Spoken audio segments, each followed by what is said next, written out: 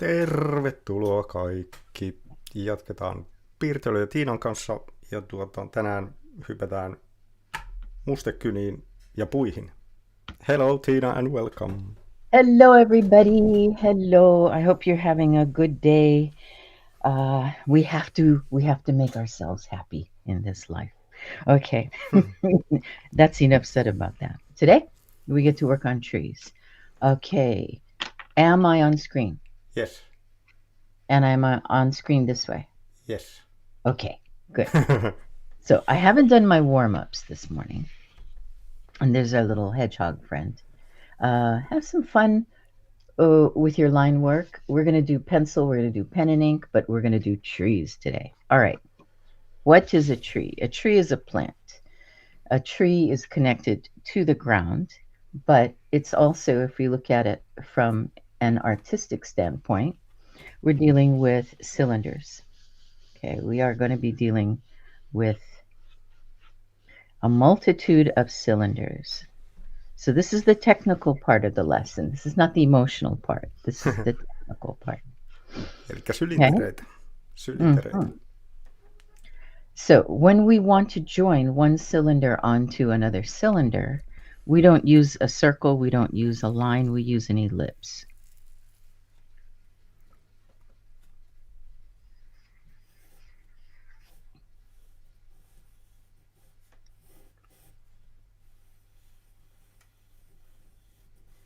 And then good old letter Y will appear a lot. We're going to use a lot of Y's.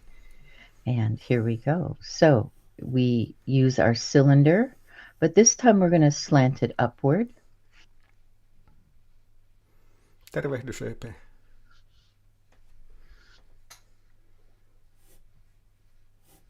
Lisää sylintereitä tuosta ja tuosta. Putkia. Putkia paperilla.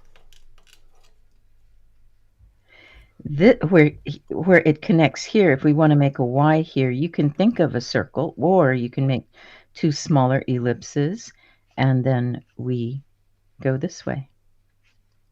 Almost going like a little bit off the screen. Okay. Yes, now. Like with people, with arms, with limbs, we used joints.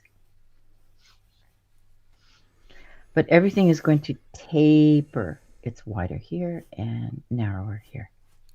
Eli kaikki kapenee tuossa, kun lähdetään tuolta tyvestä, niin se on leveämpi ja sitten se kapenee ja monistuu.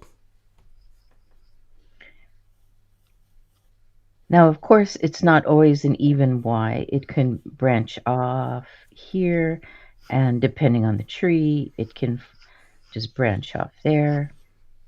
And you can see how it turns into the letter Y. You might have a smaller branch going this way. When we do a tree, branches go up and down, both. Okay. Eli toi kannattaa huomioida tuossa, että niitä oksia menee justiinsa ylös, alas, poispäin, eteenpäin, tulee kohti. Ja niitä kun huomioi, niin saa siitä puusta mielenkiintoisen, ettei tee vaan sitä kaksulotteista, että ne menee vaan sivulle. So I was explaining that the tree branches doesn't go just left and right. I see a lot of trees like that. And then you can have a branch coming at you. This is foreshortening now. Foreshortening. I think we remember this from drawing people. Now this is coming at me.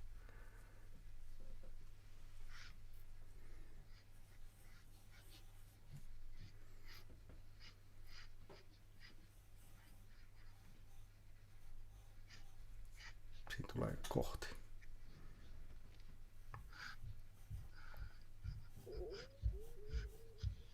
Okay, I'm just using a Y very simply.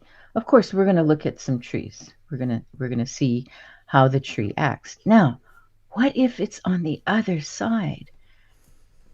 This is overlapping, yes? This Y means overlapping.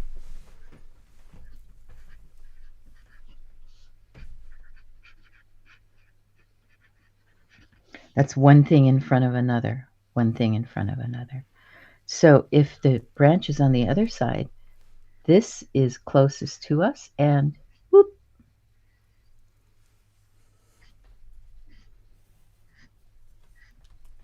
that's on the other side. So we have a nice tree structure here, a nice model. Remember, this is the basic. This is very basic. I want you to be able to identify your shapes easily. And the only tree that really kind of looks like this is a birch, right? They're very... Okay. So this is the tree trunk. Now, trees have a lot of parts to them. So I'm going to let me move over here and the parts of the tree. Okay. We're actually going to start with the top and work down. So we're going to use, remember our scripting line, our connected scripting line. We're going to, this is for the model of a tree. Okay, so we're going to use a hemisphere for the canopy. So remember our hemisphere. So for the top of the tree, yeah. Yes. Eli puun latva tehdään tollanen puolipallo. I had no idea it has two names. You can call it, I'm used to calling it the canopy.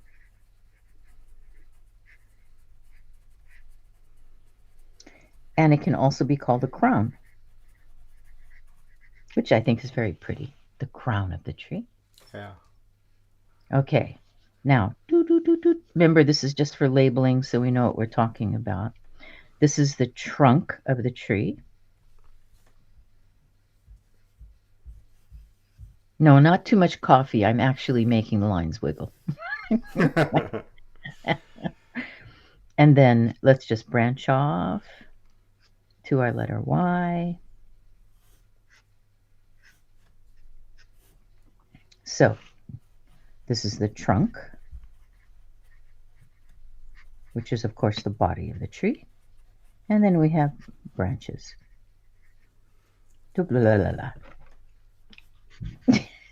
Come on, Tina, where's your eraser? There we go. I do know how to spell. Let's see. B-R-A-N-C-H. Okay, so branches, trunk. And then this fascinated me, that just this root system. So here's the ground. Okay. We actually have three kinds of roots. These roots are called collar roots.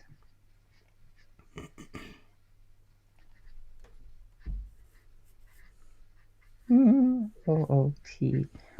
Do printing, Tina. Be consistent. Okay, this is the collar root. And this is the part that we see on really big trees that come down. And then it moves into the ground.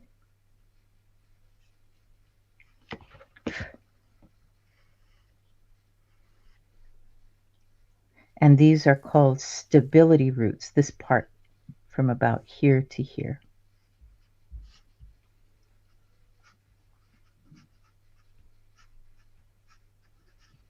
I didn't know the roots have different names. Neither did I. I mean, until I researched it. You know, before drawing anything, I highly recommend to people really look up your subject. If you're going to draw flowers, understand all the parts of a flower. And I have taught drawing plants and trees before, but I lucked out and I found this rather well done, very short thing on trees this young man has done. Okay, now these are feeder roots. which makes sense. This is where the water is going to enter. Feeding. Yeah. I went to study nature back in the day when I started Yeah. art. I went for around few years. I studied animals and nature so I can draw better. And people were like, "What? You're going to study 2 years so you can draw better?" Like, yeah. Well, yeah. Of course. Yeah. That makes sense. I took an anatomy class so I could draw people better. Yeah. And it's a little dissection is I have never dissected a human, but we had to dissect. Oh, interesting. Yeah. And so I really understand. Now, along those lines, speaking of anatomy, our body functions like this. We even have in our body, we call it our trunk, which is the middle of the body, right? And our blood vessels work very much like this. So it's a very interesting, the same kind of system. Now, the water goes up through, and the minerals go up through here using capillary action and blah, blah, blah. We don't need that today. But so when I talk about something, everybody knows canopy or crown, that's interchangeable. And then, of course, the branches, and then the trunk and the roots. I think that's pretty much it for that part of it. And I'm running out of room, so we're going to get to, let me make sure I'm in focus here. Okay. Now, there are 2 ways to approach it. I mean, I'm sure there are more than 2, but the ones that I'm going to work with, we can have contour. Okay, so contour is dealing with the surface. It's just dealing with the outside. So if I'm going to do the contour of something, I can demonstrate it by doing the outline of something.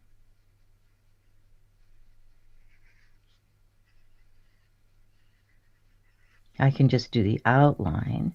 Now, if you look at this, you're going to see the letter Y, but also the letter V, right? So anytime we see a V, we're splitting things. We're splitting things and splitting things.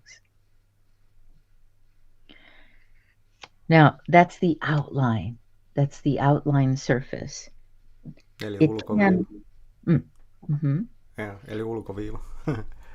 Okay.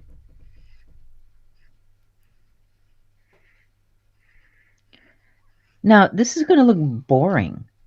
It looks flat. It's nice if you're just demonstrating something. And this structure, this exact pattern, you're going to see in seaweed. You're going to see all over the world in almost every kind of plant. Okay, if we go into a microscopic world, you're going to see the structure, because things are growing and they're pushing nutrients to someplace else. To make it more interesting, we're going to add our overlapping. So we're going to put a plus overlapping.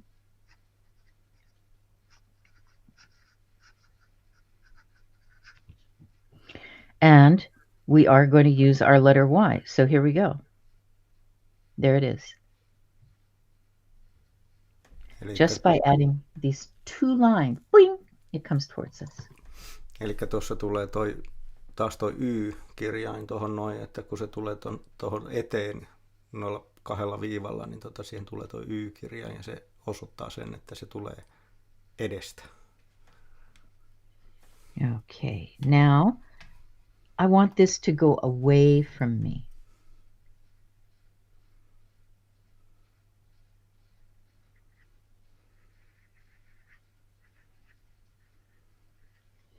Immediately, I know that this is closer to me.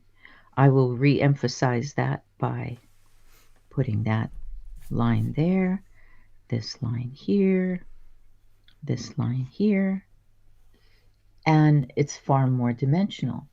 than just our flat outline. Then we go a little bit further. Notice I'm not working with leaves yet. We need to understand this first. Plus shading.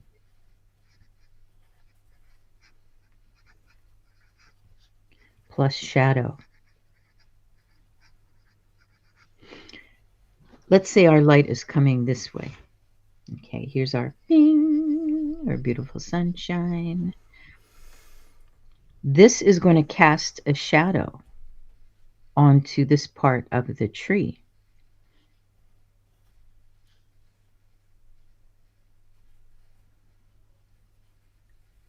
This is going to be without light here, and then it's going to cast it onto the tree. Notice I've curved this shadow that it's casting. It'll be a little darker here, and then it gets pretty flat. Eli tuossa kannattaa muistaa just nämä oksat sitten niin kuin varjostaa sitä puuta.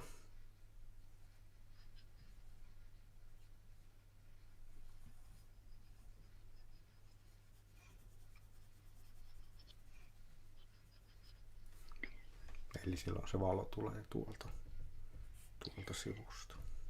Now this is a perfect time of year to see this action taking place. You go outdoors and the trees are not covered with leaves as yet. And the reason I say it's a good time, because very quickly, within the next few weeks, we're going to see the trees change, of course, and they're going to have leaves all over them. Eli nyt on hyvä aika tutkia niitä puita, kun ei ole lehtiä. Okay, now we add texture. So let's go over this. I created a contour line, just the outline, very flat looking. Then I added some overlapping, which is our letter Y, right?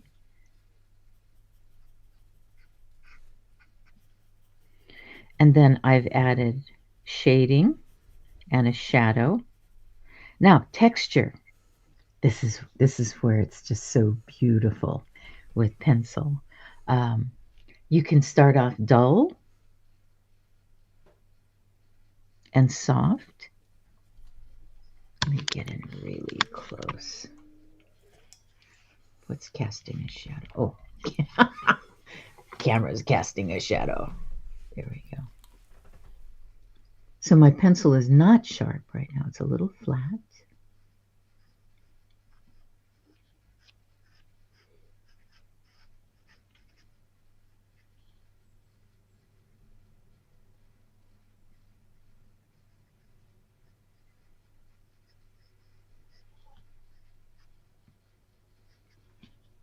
Then I can come in with the tip of my pencil and I can add more texture.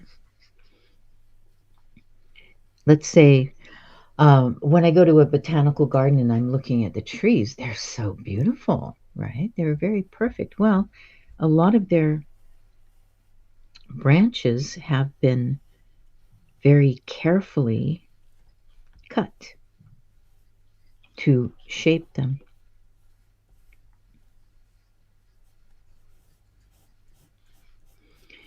And then there can be naturally occurring blemishes, and sometimes you have animals doing things.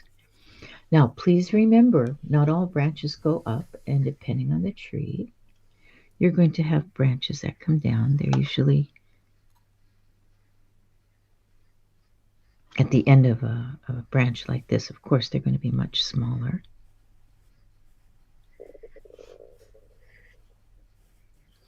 Right now, well, you're farther north than I am. Right now, I'm watching the trees get heavy with buds. Oh, it's that long, the spring.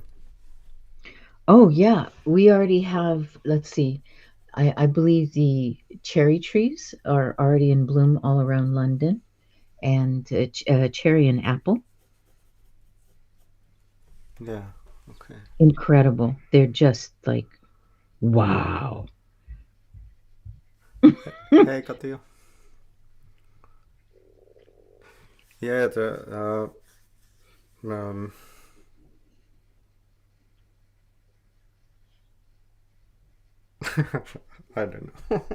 What? Too many thoughts? My mind goes blank again. Okay, what's going on here? I just made a jagged edge. It snapped. It snapped. This was cut. You can see it's been cut. But this, oh, and then you can even sometimes have a little bit of something hanging down. What I'm saying is make your tree interesting. There's a lot to trees, and they are our life. They are the lungs of our planet.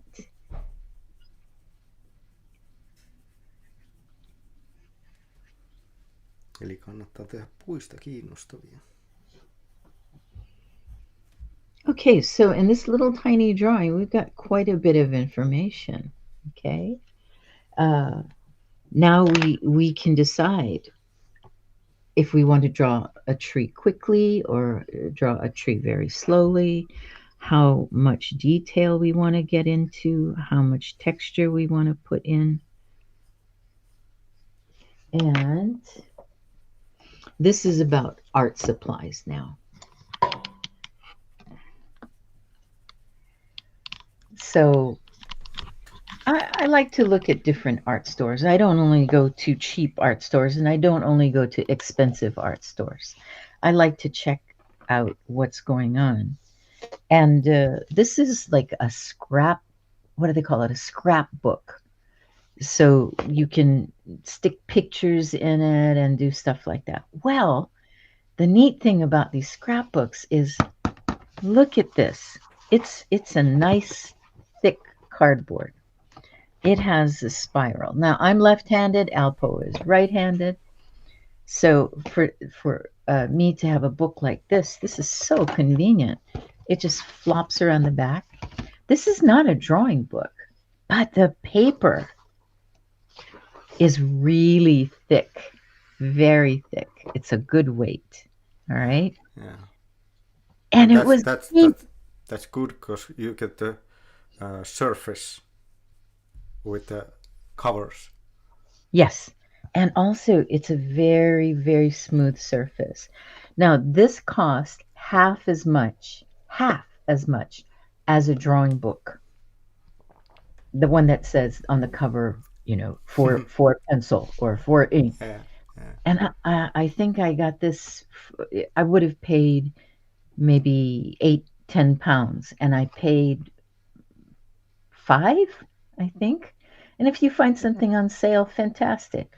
But I highly recommend that you can get something like this. It travels well. Look at the corners. The corners are even recessed. You don't always find this. Sketchbooks quite often come right out, and then you can bump the edges. But this is wonderful for traveling. You're sitting in the airport, or you're sitting at the bus station, or you're sitting at the train station, and you can just flip it open. You can also fit a pen in there. So I was very happy when I found this. I went, yeah. Okay, now I did a pen and ink. I started this so we wouldn't get bored out of our gourds, me doing the same thing again and again. And I'm going to use my microns. Ta-da! This is a makeup case that my friend was clearing out her drawers and closets and said, I know you like boxes, but here, I left some on the table for you to look at. This was for eyeshadow. Okay, and I thought, oh, it's so perfect. Look, my pens fit. Oh. I glued a piece of felt, so it's very quiet. It holds 2 layers of pens for me. Now, that's you can perfect. see what And I couldn't believe it. I was just like, whoa, because I'm thinking, what if it's just like a millimeter too short? You know? So whoops. Now, maybe it's because I'm left-handed, okay? Because this is how everything looks to me. My world is upside down. It's always upside down. And I can spot it, of course, but what I did was I just took a little piece of paper with the size on it. This keeps the caps together too, because the caps are labeled. But I don't store my pens this way. I store them this way. And I did this. what did you do? Ah, Colors, oh, perfect. so I can know what pencil to take. Yeah, So I don't have to look every pencil all the time. What is exactly. what? And this is called customizing. Yeah. So this felt I stuck on here. It's it's just nice. The pens sort of stay put. I'm trying Stettler just because. Okay, so my widest one is 0.8, which is pretty wide. My narrowest one is 0.005, and you can label it any way you want. Now, sometimes my pens do overlap, and to save me, like, oh, is this the new one or the old one? And so I just, obviously, I label it new. This is the only one I have in color. This is sepia. So this is really, and I even put the pink thing, like, don't look at it, forget about it. And just have fun labeling your pens. This is really nice too, because when I open it, I can just put my pens out. I usually only work with 2-3 pens at a time. And So I recommend people getting this tiny micron. Kannattaa hommata tällainen hyvin ohut mustekynä. Because when you're drawing and then you switch to this, it's like, whoa, whole another world just opened up. and it is very, very tiny. So yeah, this is what I used here. If you are used to like 02 or something like that, or 01 or 03, this is like, wow. It's marvelous. Yeah. So I took a photograph when I was at the botanical gardens last week, and I was going through them, and I was just like, wow, these trees are so beautiful. And they're bare right now. This is a huge tree. This is over 10 meters tall. I'd say honestly 15 meters tall. I mean, you're like that big next to it. It's just, gee. So now I want to use my artistic license. Okay, my artistic license, which means I am a god or a goddess and I can change things the way I want to. Okay, that's your artistic license. I want this branch definitely behind. So what I'm going to do is build this up ever so slightly. I'm going to move way in so you guys can see what's happening here. Now, you see how deliberate my overlap is. Here's that letter Y. So I'm going to go, you can even leave a little space to start with. There's a little gap, tiny gap between this and this. It's really small. Hop over. Just like, you know, I say hop over like when we did our Celtic knots. You're a frog and you hop over. Go slowly. If you go slowly, you're going to build a beautiful texture. And yes, I really do draw this slowly when I'm doing this.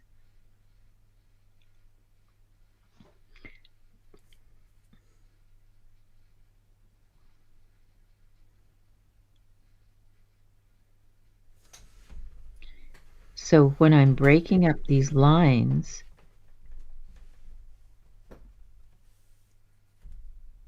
you can see, obviously, that's far away because it kind of looks like it's slightly in the mist.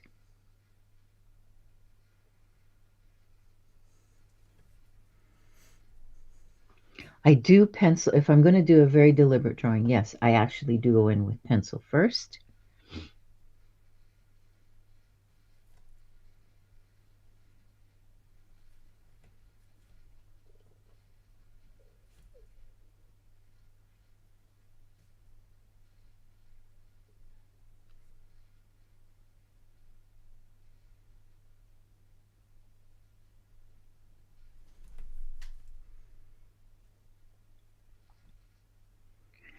When I draw something as deliberate as a tree, it is a portrait. It is a portrait of this beautiful creation of nature. So I will pay attention to what makes that tree look and behave as that species. So don't worry, I'm not going to draw this whole thing today. I'm just doing a demo of this. And this is another thing. This is just artist to artist for our viewers and people who are desirous of becoming artists or better at their craft, is you do not need to start and finish every single drawing.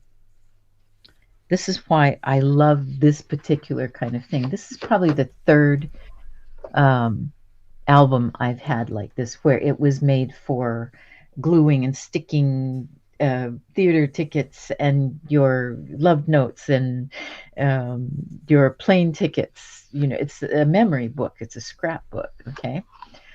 I just love the texture. It's so tough because it's meant to handle glue and sticky stuff. So I can stop on this and find I have this drawing prepared. This was actually a tree next to that giant tree, but it was like it's 1/5 the height, and it has a very different structure. And it's not a shrub. It's bigger than a shrub, so it's like sort of in between being a small shrub and a tree. Now I'm going to put this aside for now, and we're going to talk about leaves, because now we've talked about branches. What more is there to say? They do that. They do that. There are all kinds of different leaves. Okay, did I put notes on that? All right. So back to this and pencil. There are different types of crowns. So we have the hemisphere, which I've already demonstrated. Now, when we look at this, just like we did with our first drawing lesson and even mushrooms, right? You have to decide if you're looking up into the tree or if you're looking down onto the tree. If I erase this,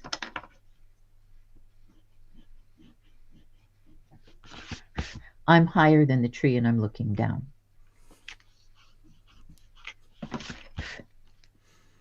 If I do this, I'm looking up into the tree. So we need to understand what we're looking at.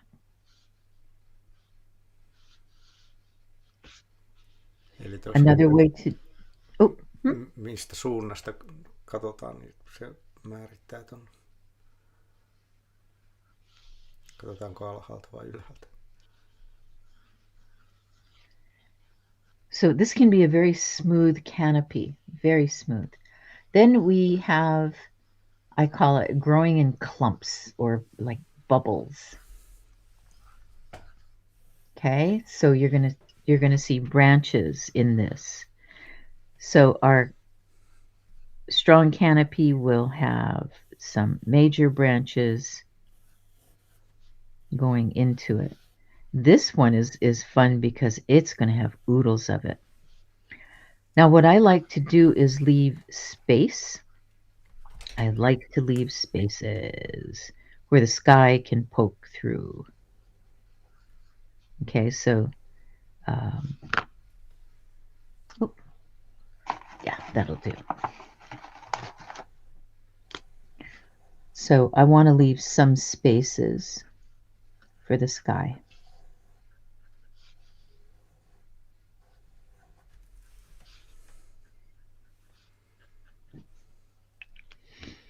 And then your branches are going to appear. So remember that this, if you notice, I'm doing the opposite, right? In the first demonstration, I'm doing the trunk very strongly and then going out to demonstrate something with no leaves. If you've got leaves, you need to deal with the canopy first. You don't have to, but you're going to find that you're far more in control. And then you pick your light source. So our sun can be here or here or here. If it's here, we're going to have light here. And then, of course, this is going to be in shadow. I like to kind of do a sideways one. So let's bring in the sun from here. Okay. So we have to treat this. And then is the sun this way, or this way? If it's this way, there's going to be a lot of light and a very little shadow. If it's very strongly this way, we have to look and see that this is going to be in shadow. This is going to be in shadow. This is going to be in shadow, maybe all the way here. This is sticking out. So this is going to be light. Maybe this whole thing is in shadow. So we can plot out what is going to happen. Like, what are we going to witness? What are we going to see?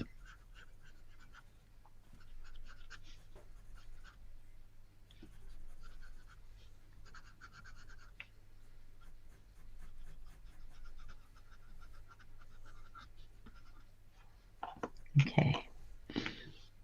I'm going to do the branches in orange just so they really stand out.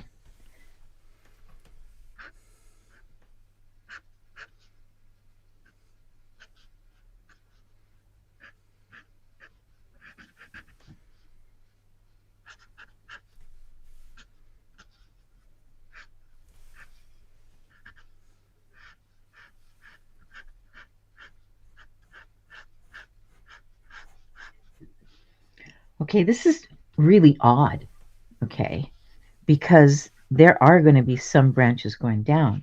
So you have your main things going on, and maybe you have a smaller clump.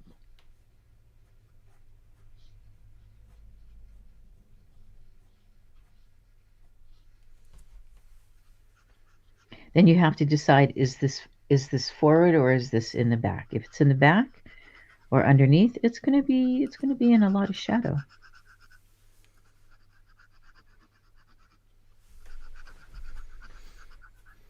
Eli tuossa pääsee taas mielikuvittelemaan sitten, että miten ne varjot menee kaikissa. Se on hauskaa puuhaa.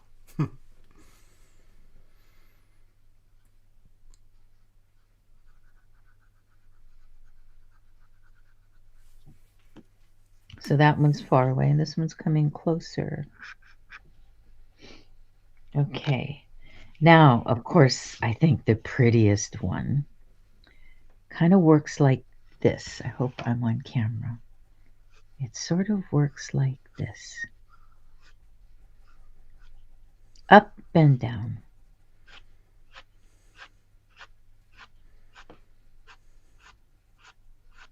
That's your willow.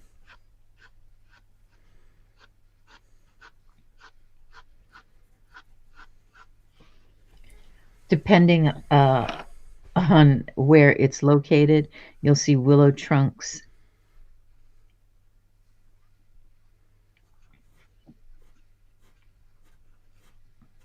I've never drawn a willow. Oh, they're so pretty. So it is really just getting that crux right there. Like, it's just a curve and then it just drapes down. And it depends how far away you are, of course. If you're closer, you're going to use a script. This is the scripting line I use for a willow leaf.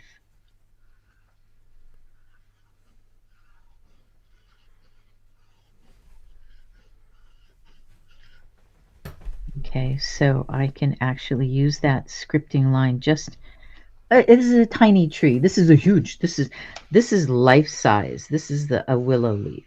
That's the size of a willow leaf right there. Okay, I mean that big.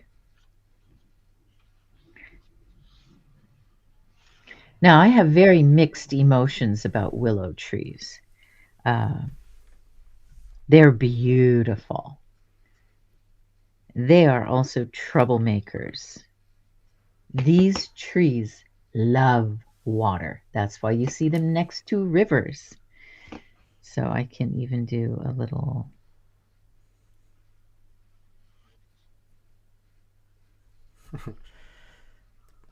dreamy park.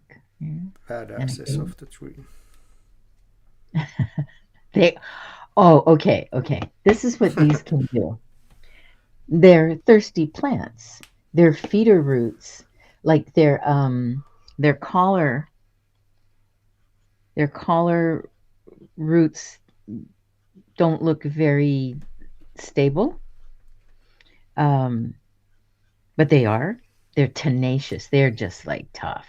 They are the badasses, okay?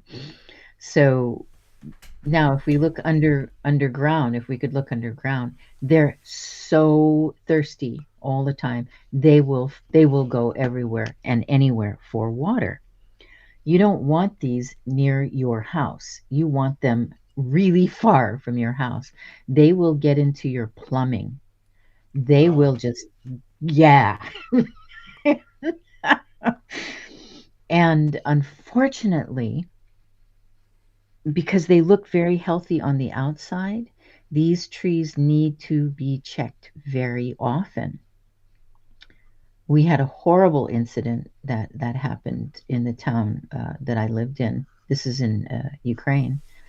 The total inside, those trees had been around for, I believe, over 50 years, okay? But they were not maintained properly. They had died on the inside. They were just dead, and they snapped. There was a wind blew up. It was the perfect bad situation, and the tree just snapped, and some kids got killed. That's how big the tree was. I mean, they were magnificent. They were ginormous. And so if anybody out there is thinking about planting a willow, really do your research. Please. I love trees. I adore trees. Do your research. Is this the right tree to have near my house? Osaako kuka sanoa, mikä puu tää on willow suomeksi? I'm asking what's willow in Finnish.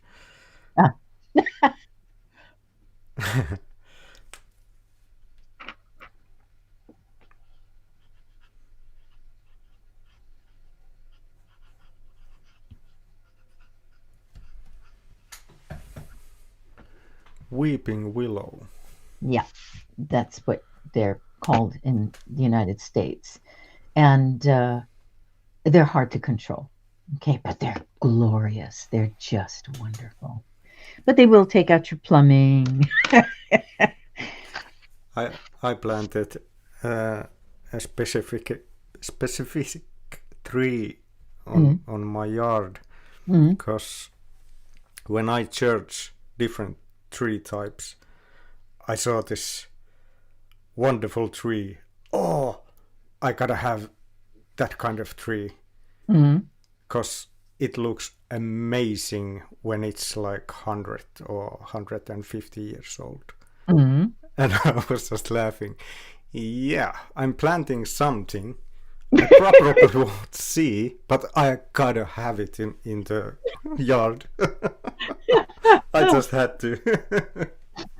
Oh, there we need to have a love affair with the trees Yeah, on the earth because they are, I repeat, they are the lungs of the planet.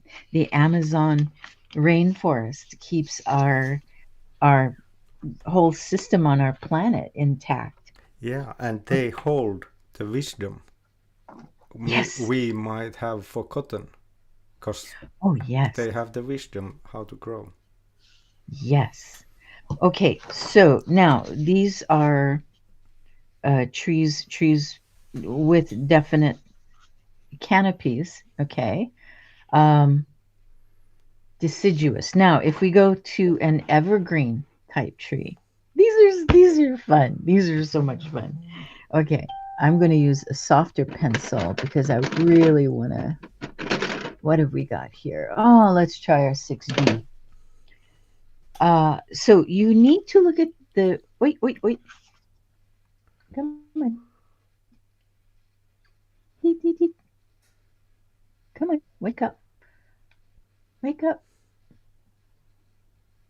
I swear sometimes it just takes a nap on me. There we go.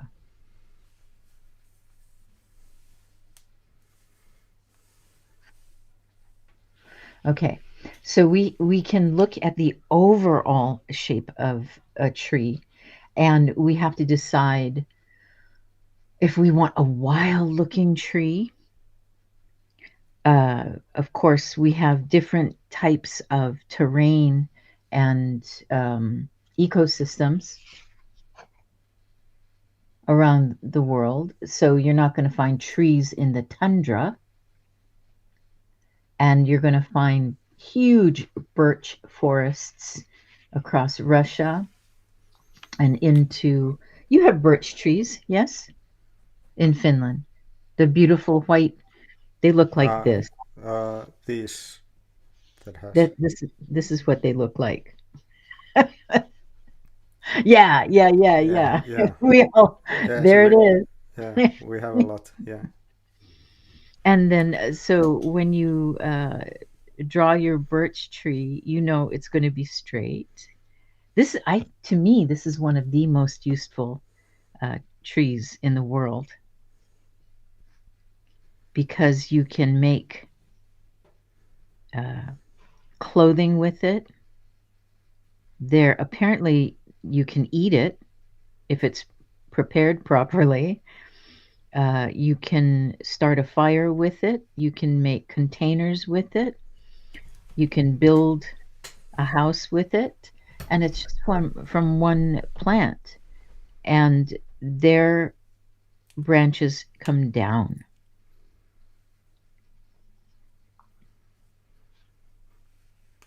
I adore birch trees. They just, we don't have them in Hawaii. We have, of course, the wrong climate for them. And yeah, a lot of in Finland. So you're very familiar with what they look like, and their beautiful golden leaves in the fall.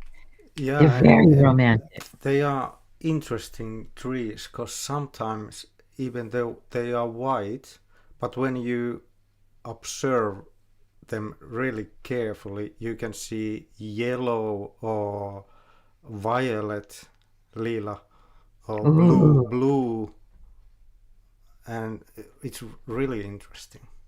It depends. It depends, like the weather or something. But I've noticed that many times these trees obtain a lot of different colors. They are subtle, but they're there. Yeah. I think they're just the most remarkable. I mean, oak trees in California are huge. They're like the canopy. Okay, they're built like the canopy trees, but they're enormous. They are just fantastically huge. The birch, though, goes through its beautiful, showy green leaves, and in the spring, yes, into the summer, and then in a grove, they're just gold right? They're just like in the fall, the sun hits them and they're almost blinding. They're so beautiful. Yeah. Katja is saying, I love to draw trees. The bird tree has all the colors. Yes. Magic. To me, they're very magical. Yeah. And of course, they're in Russia and they are in Ukraine. And I'm sure all of you can tell me 1,000 stories about what you can do with birch trees and the history of them and all the different parts you can use. And I think they are magnificent. So you're very familiar with the way they look. Yeah. Now, One thing I know it's probably the best wood to heat your sauna because it's so tough. Or how you say? Tough is good. Yeah, Strong. it's Burns well. Yeah, burns well, and it gives the most heat. Oh, well, there you go. Yeah. The magnificent birch. Okay, now we're going to get to, we're moving up because oaks and things can't live with where the birches are. They're going to be much lower. And as we go up in altitude, then we get into our alpine trees. So let's think of it as a triangle. I think this is a fun one. So 1, 2, 3, and then we just make some dashes. Eli kolmio. Okay. Now, one problem that people have when we're doing this, and I mean usually children, but I've seen grown-ups do it too, is they'll start off small here and then they get really big down here. And if we're going for realism, this is going to be the leaves are going to be the same size. The needles, right? They're oh gosh, this is endless because we have hundreds of varieties. So some of them at the very tip have 3 little buds. Sometimes they have 4 and 5, and it depends. But this is the branch with needles. Now, some of the needles on certain trees go up. Okay. And then there's some that go down. And then there's some that go like this all the way around. So they look like a bottle brush. Elikkä toi on neulasia. Jotkut neulaset menee ylöspäin ja jotkut alaspäin ja jotkut vähän joka suuntaan. So take your pick, but notice what they do. The needles can be long and, am I off camera? They can be long and thin, like really long and thin. Pine needles, we call them, because they look like needles. Very long and thin. Some are more spatulate. They'll be shorter and thicker. Some are very short, and that's all.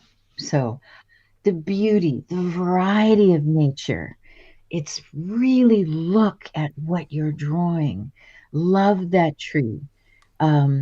Go up and touch the tree if you can. In a botanical garden, no. Do not touch the plants. But in the woods, be gentle and look at what is beneath them too. Sometimes you'll see that it's completely dead underneath around. Nothing will grow under certain trees. Nothing. It's just barren soil. And it's very interesting to notice that. It means there's something toxic in it. And nothing wants to touch it. Nothing wants to live beneath. Okay, here we go. Now I want you to just make a few dashes on either side. I'm going dark. You can go light. But this is a triangle, right? We're going to use our scripting line again. The reason I've done this little demo here is I'm just doing your average kind of Christmas tree, right? It's no particular tree. So what I'm doing invisibly, you can do this visibly or invisibly.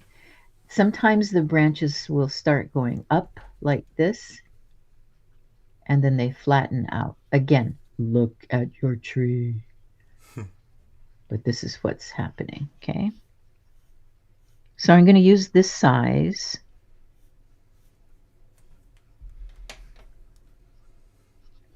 And then I'm going to jump up here so I can remind myself that this is the size. It's going to be the same size. Eli tuossa kun tehdään kuusta, niin kannattaa muistaa, että ne neulaset on samankokoisia ylhäällä ja alhaalla. Että kun Tiina sanoi, että kun ihmiset saattaa aloittaa täältä ylhäältä tämän kuusen tekon, niin ne on pieniä ne neulaset ja sitten ne tekee isoja tänne alas. Mutta ne neulaset on samankokoisia koko puussa.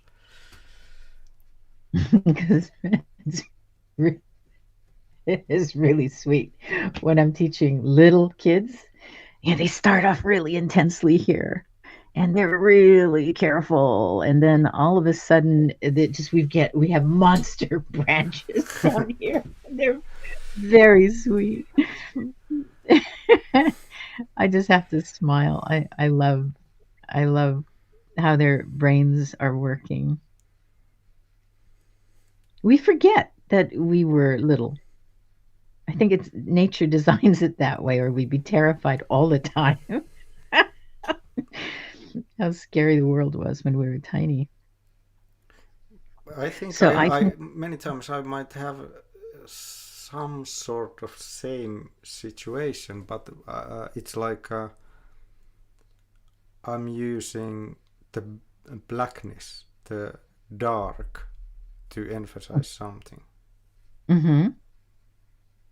I don't know how to explain it, but I've noticed sometimes that I just want to make like thick lines for certain things when I want to bring something like I don't know, but it doesn't make sense to do that, but I noticed that I want to go thick with the lines because we will. And the next one we're going to use thick lines. I think this is what art is for. I don't have one sketchbook. I rarely use sketchbooks. I love drawing on this paper.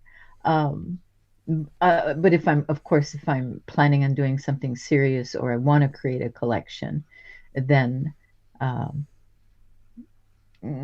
more deliberate. I have something a little more reined in mind.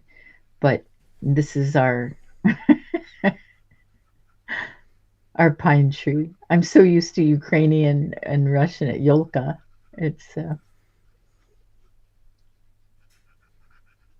It's funny how certain words. I don't know if you run into this. Do you ever, because your English is so wonderful, do you ever find that an English word is more useful than your Finnish words? Ever?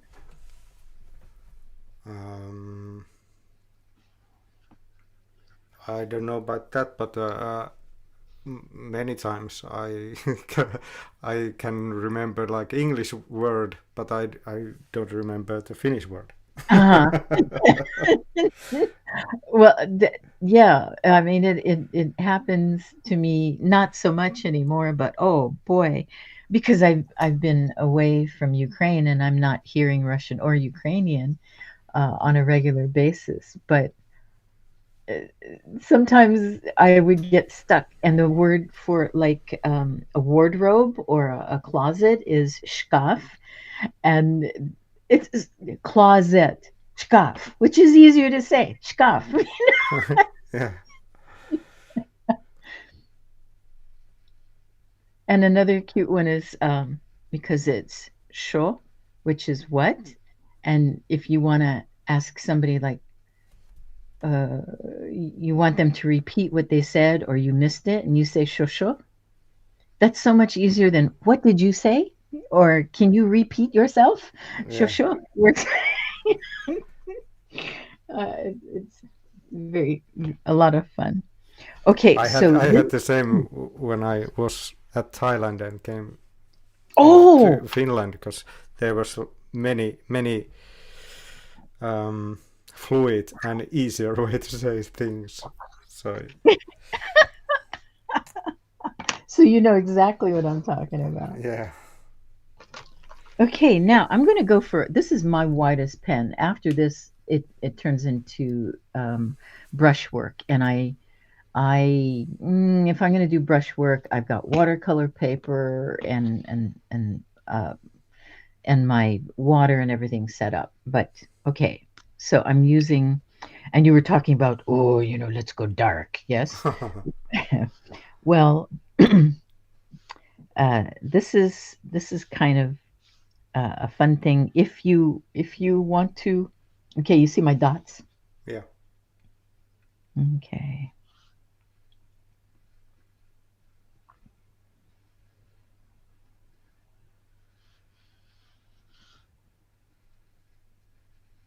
So again, as a reminder to myself that this is as big as I want to get.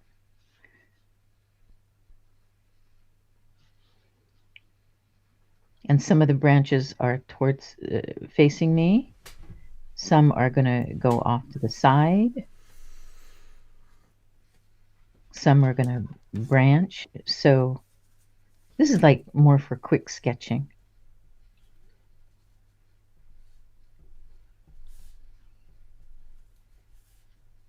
You're in the woods, you want to draw, and your friends are like, come on, we got to walk another mile before we can set up camp. And you're going, okay, wait, I got to draw this.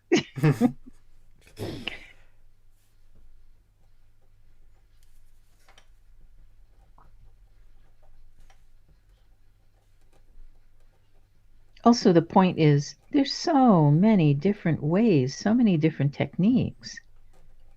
Is it capturing what you want to capture?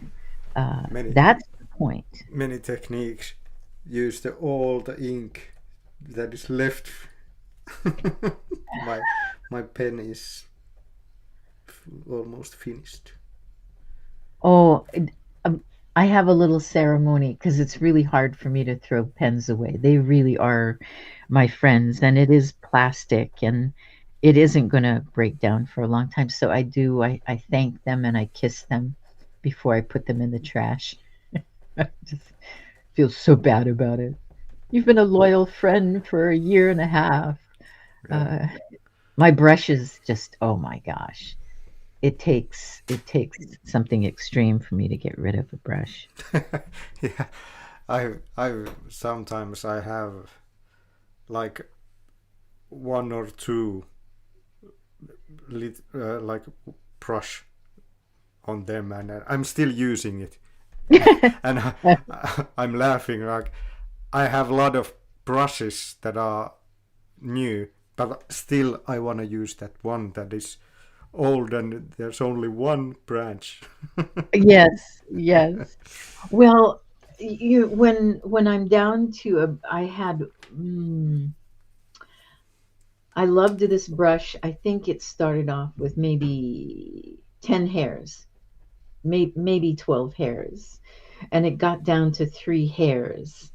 And I said, you're just so loyal. So I only used it for eyelashes in paintings. Yeah.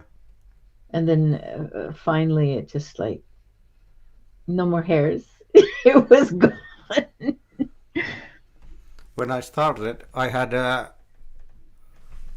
probably still have, but I haven't used it. But when I started, I had one specific, I think it was Japanese brush for making my signature.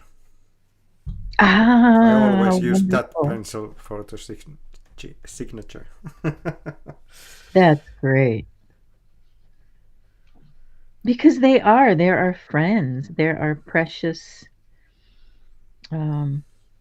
helpers. right? We can't do it with our fingers. So, okay, now I've changed my mind. I want this to be grass. So I'm going to turn this into a hill. Dee, dee, dee. So when we do grass, down, up, down, up, down, up, bounce.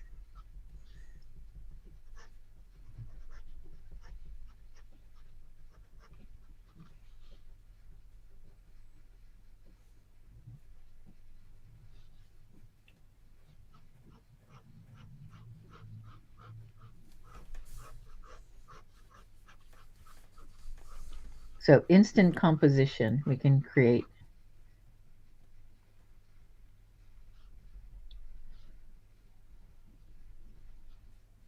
And there's so many different ways, of course, to approach pen and ink drawing. There's not just one way. I mean, basically, there's one way. You touch this to this paper. That's it. But how we do it, to what degree, and how quick a sketch do we want to do?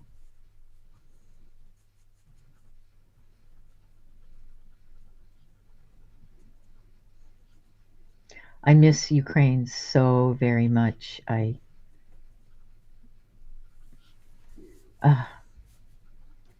Meditations for peace, and I'm thinking, okay, is that doing anything?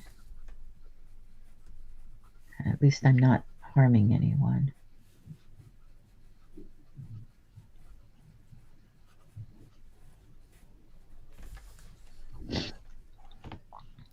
Unless we harm some people with our drawing. Well, you never know if someone gets angry. Oh God. How can you tell? Yeah, that's true. Well, I guess I've been lucky. I haven't ticked off anybody with my drawing. I'm trying to think if I've ever made anybody angry with my drawing. Just being able to draw makes me so happy that yeah. Yeah, I hope we're not pissing people off.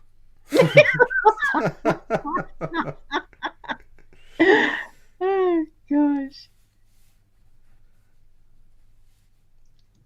So, do you have any advice for when you have trees, a lot of trees, and you, like here I sketched few Yes. trees that are behind, but when there are a lot of trees, it can go mushy.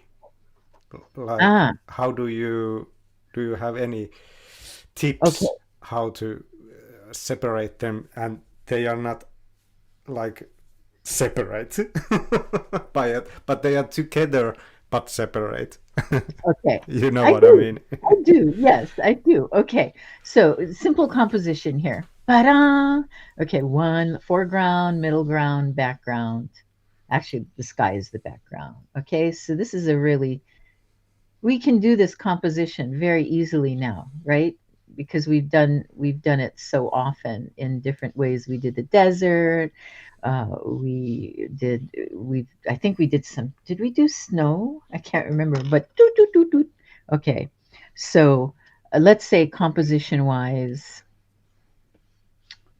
I want to make a tree line here. So I can see what's going on. I have to change the density. Okay. So I'm not going to use my 8. I'm going to use my my 3. 3 is, I even like to write with this 3. Okay. So what I will do is in my mind, this is what I'm seeing in my mind.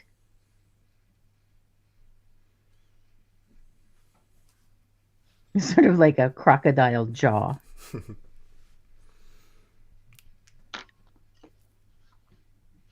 And you can start on the right or the left. The stuff dries very quickly, so we don't have to worry about smearing. Yeah, these are good pens, microns. I love them. They don't smudge. And they are water resistible.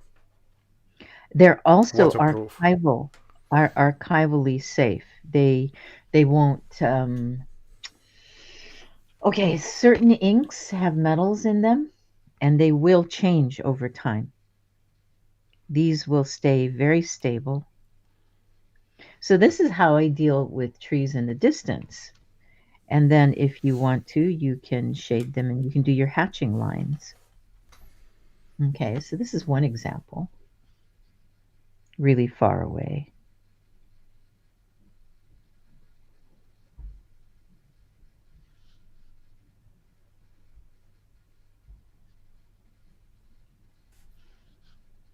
Then if I want to create a middle ground, this is more pen and ink technique, which is a little off what we're doing today, but this is part of it, okay?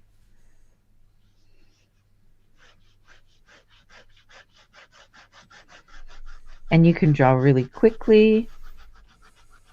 You see the difference between this stroke and this stroke. This is very fast. And this is very deliberate.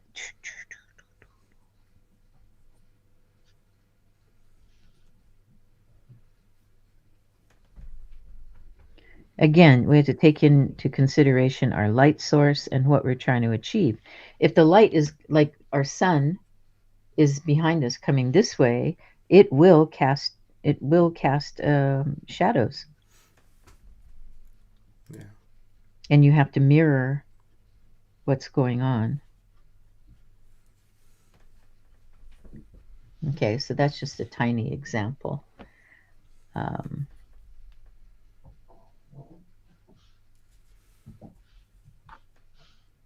love if I'm drawing with ink and I do like abstract or all sorts of different things on paper, and when there's a like tiny spot somewhere and I create a little scenery, few trees and like that, it changed the picture totally. Completely. Yeah. Completely, yes. It's just fantastic when you look at the picture and you just add little bit trees somewhere and whoa, it changes everything. I love it. It's well, art is. I mean, this is the thing, you know, and why I love teaching and sharing is it can truly change your reality, how you perceive the world. Yeah. I've had so many adult students that walk away after a class, and you know, I've relayed a bunch of information and whatnot, and then they come to class the next day and they go, I saw it. I saw what you were talking about. And I'm like, what? And I saw the S curve in the road. I saw the trapezoids. I saw the triangles. And sometimes they retain that. Sometimes they lose that. But we don't lose it if we keep drawing. You know, we just are reminded of how miraculous everything is. Yeah. And like this what I've done. I don't I love this because when you look at it, the lines doesn't make any sense. They are just whoop, bloop, bloop, bloop, bloop, bloop, did it. But still, our brain, there's trees. It puts it all together. Yeah. Now these trees, like this, I can see it's not a smooth mountain. Rocks do not do this. My brain says, trees, forest. Yeah. Yes. So these are really far away. And I won't put any or very much detail on this edge, and it might actually, okay, 3, I'm going to change to a 1. Okay, when I say a 1, it's like a point, 0.01. And I just call it a 1, okay?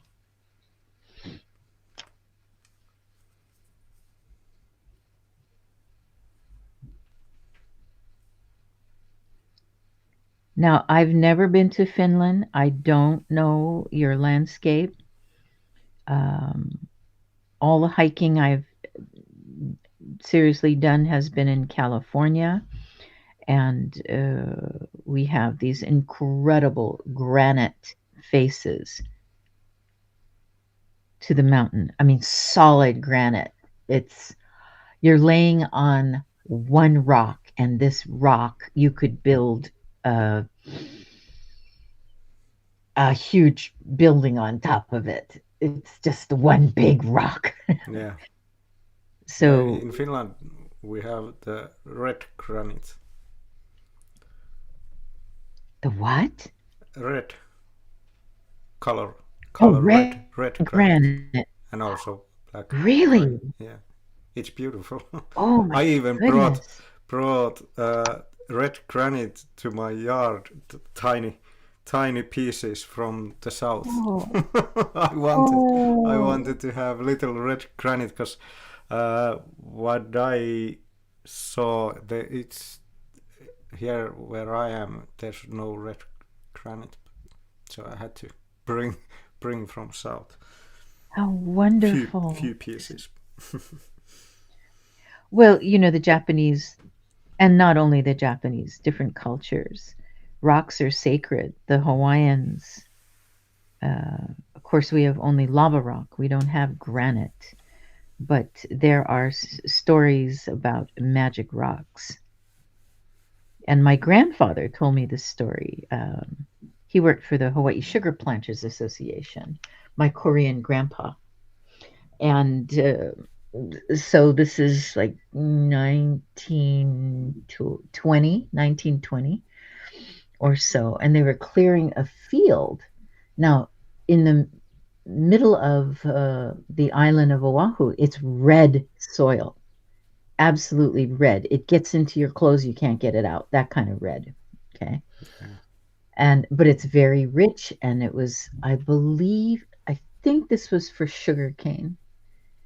And so they plowed the field, and it took something like more than maybe 5 men and a tractor to pull this rock out of the ground.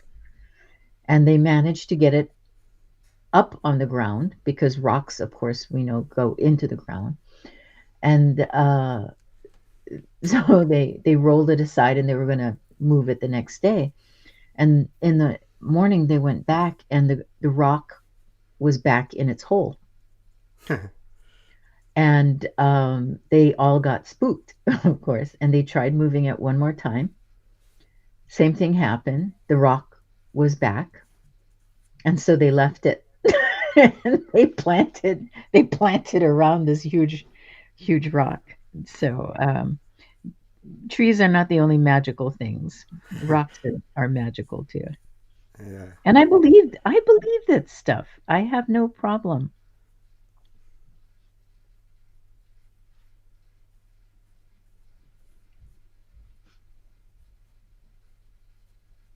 Okay, so now I'm using my letter Y's to create distance. Now I haven't planned this out. I like to plan things out a little bit more than this if I'm going to seriously do some scenery, some landscaping and whatnot.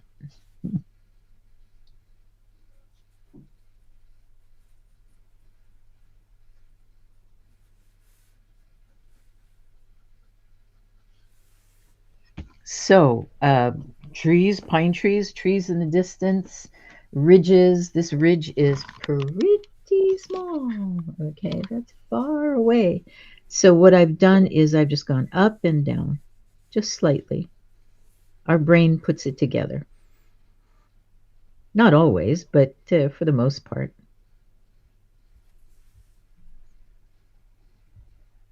I can just repeat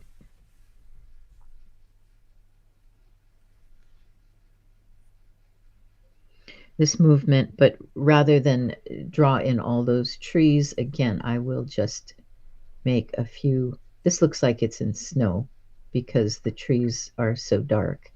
But if they're not, then you can do your hatching lines very close together. And these are vertical shading lines. I cannot emphasize how important the direction of line is.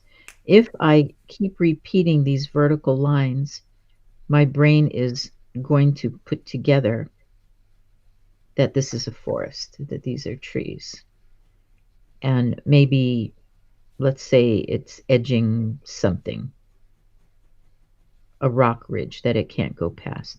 I can put a few horizontal lines. So this is what I'm doing in that case, is I'm doing my vertical lines,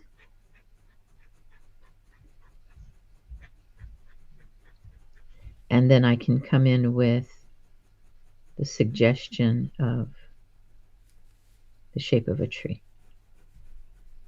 Okay, but this is too big. I wouldn't do it this large, but over here, I'm using this over here.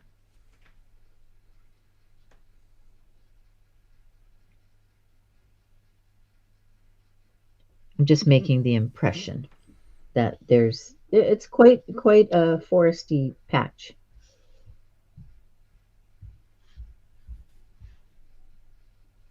The trick with doing water, I'm trying to do a waterfall. I don't think I'm being very successful here.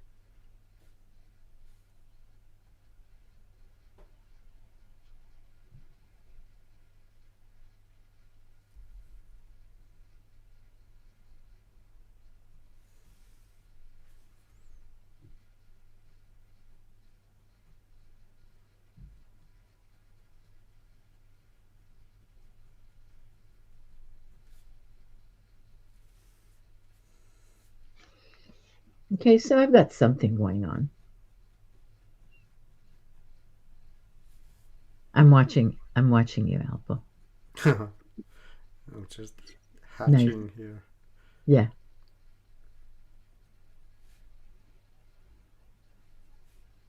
So I highly recommend, if one has access to a big city with museums, hit the museums. The British Museum, it's so funny. Some comedian said, I went to the British Museum and there was nothing British in it. And I just started laughing because it's true.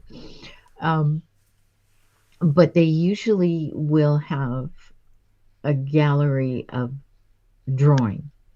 And in those galleries of drawing, you'll see beautiful pencil work, beautiful Conte crayon, charcoal work, pastel work, and pen and ink.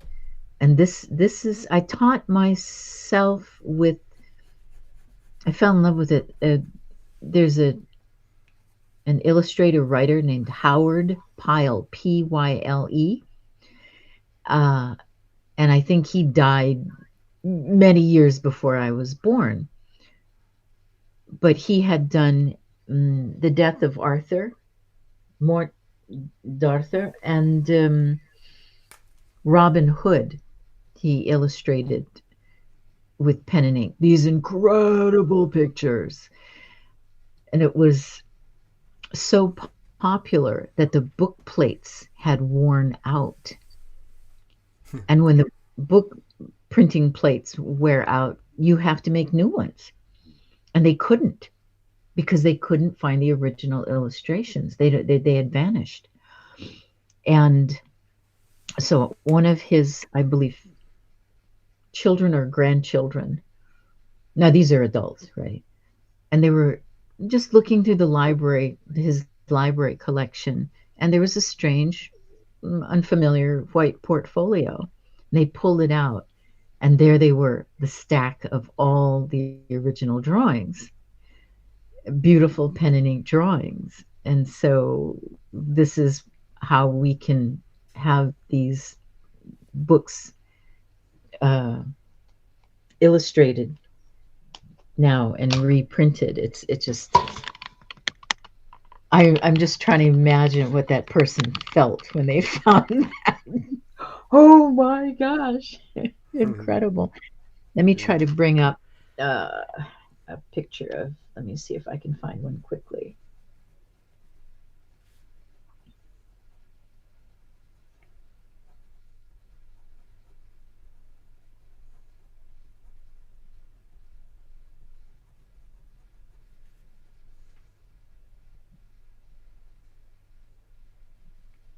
I had some, never loan out books. Okay, folks, just don't loan out books, because I have had some books that I trusted people to return them to me, and they disappeared. So I had library discard books. Okay, what's going on? Come on. Wakey, wakey. This is very slow internet today. That's very unusual.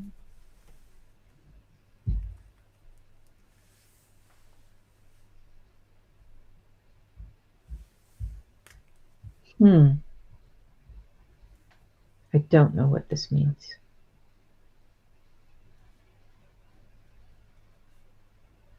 Ah, there we go. Okay. Okay, so this is some of his work, his beautiful work, incredible work. Okay, so let's go to his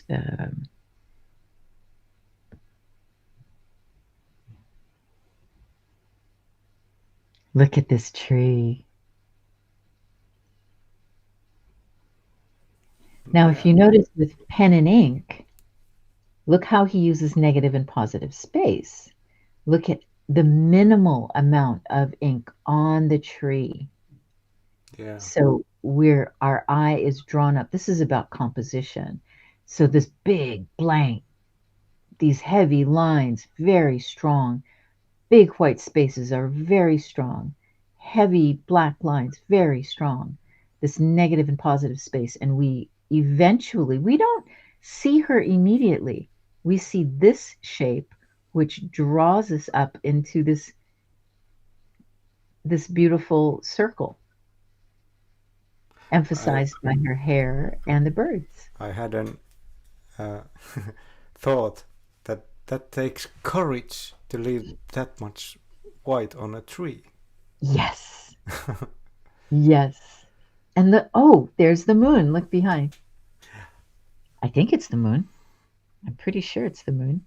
But yes, I highly recommend. Okay, look at his genius. I would just copy his work.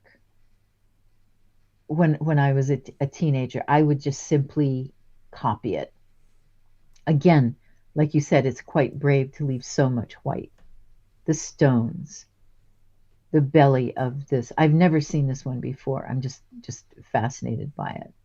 Now, this is furniture here, but everything leads the eye. Look at all the triangles involved. You know how I'm saying humans love triangles, the human eye. And we see, come on. Come on, focus. There we go. We can see very big triangles going on here. Wham, wham, right there. There's a big old triangle. We drop and we bounce around and we go back up. Small triangle pointing to all the triangles in the garment. The placement of the window. The way he's designed it is we have to look at every part of the picture. And this is why I'm so in love with his work. Yeah, that looks really good because he has a balance with the empty spaces and the details. Yes, yes. So I suggest if anybody's into penning, study Howard Pyle's work. And his lettering is so interesting because of course it's accurate. The spacing, I think he did the spacing strangely on purpose because it makes us look at each word. So each word is written like that is a cross. We don't write a cross like that, but he did to tell us it's a double S. And then it's just funny. Some are uppercase, some are kept lowercase, and this is very separate from this action. It's deliberately very separate with and then these delightful borders. How do I make that go away? There we go. Okay. So, okay, here we go. This is what I wanted to share with you. He took the time to do the leaves of the trees, and it's not distracting. It showcases these branches by putting in detail. Again, big white spaces, lots of detail. Punctuation. He uses these cattail covers as punctuation marks. We know how to do this now. I showed everybody how to bend a leaf. Look at these sweet flowers. So yes, I guess I was 12 the first time I saw these, and my brain just exploded. Okay, let's analyze this a little bit further. The letter Y, here it is.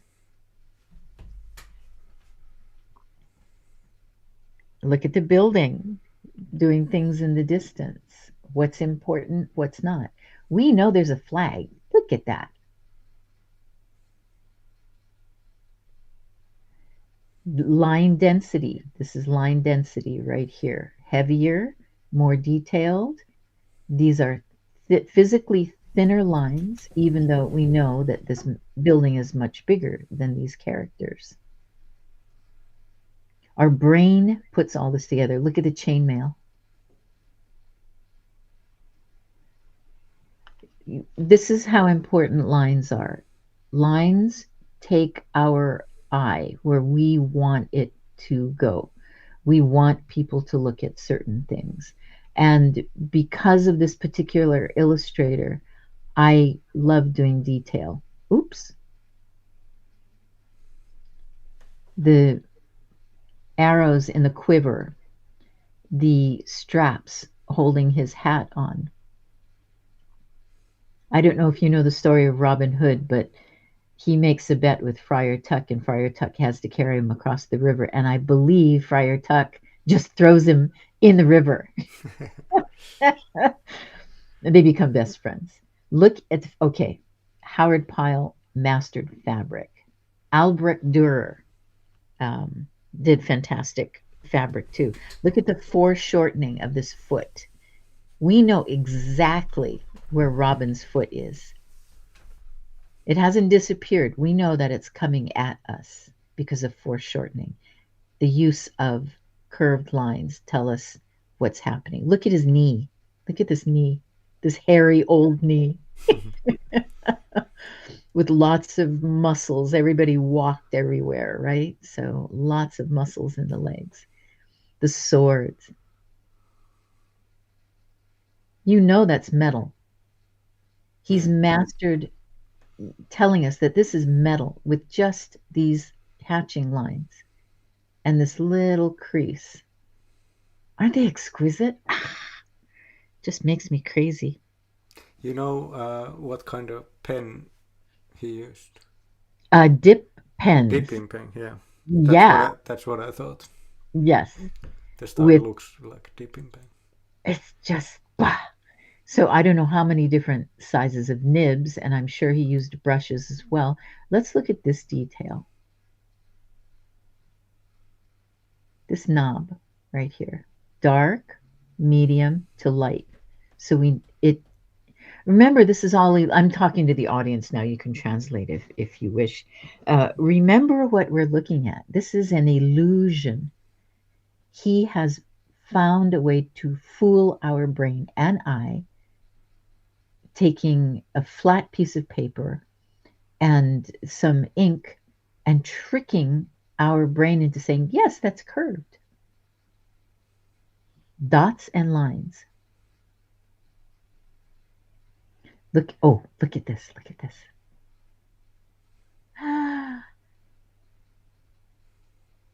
The diagonal of these lines, it draws our eye here and then out again. We know it's bunched up. Diagonal lines, bunched up, darker, darker, darker. Look how much white is left. Look at the subtle detail. Foreshortening. Ellipses. These are circles. These are ellipses. And we have the contour, the suggestion of the contour. Right here, contour lines. Isn't she sweet? We could make this garment from just this information. There's so much information. Let's look at her hair, and then I'll get back to trees. But so her hair is thick, it's wavy, it's captured. Look at these bumps. Look at this contour right here. Okay, bumps. It's tied. Her hair is wavy, so it's thick, and it would be unruly. It would be everywhere like a horse's mane. Hair. I think I covered hair. Did we do hair? I can't remember now. I have to look at my notes. No. Okay. This is a very good example. You remember our umbrella lines, okay?